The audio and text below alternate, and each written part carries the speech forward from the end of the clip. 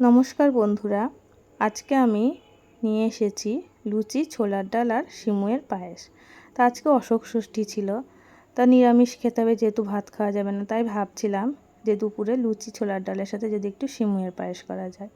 তাই দেখুন, আমি খুব সাধারণভাবেই করেছি, আপনারাও জানেন করতে। তা আমার মনে হলো আমার রেসিপিটা একটু শেয়ার করি, তাই আপনাদের সাথে একটু শেয়ার করলাম। প্রথমে ঘিয়ের মধ্যে এলাচ আর তেজপাতা দিয়ে একটু নেড়ে নিয়ে সিমুইগুলো দিয়ে দিলাম। সিমুইটা আমি লো টু মিডিয়াম ফ্লেমে ভাজবো যতক্ষণ না সিমুইটা লাল হয়ে আসছে। অপর দিকে আমি গ্যাসের ফ্লেমে দুধ বসিয়ে রেখেছি জাল দেওয়ার জন্য। তো দেখুন, দুধটা আমার প্রায় জাল দেওয়া হয়ে গেছে।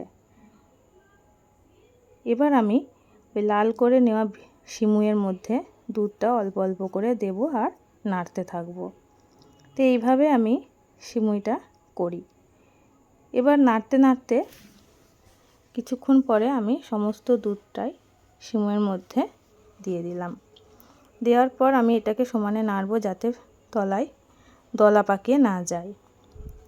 এরপর দুধটা ফুটে উঠলে তার মধ্যে পরিমাণ মতন চিনি দিয়ে দেব।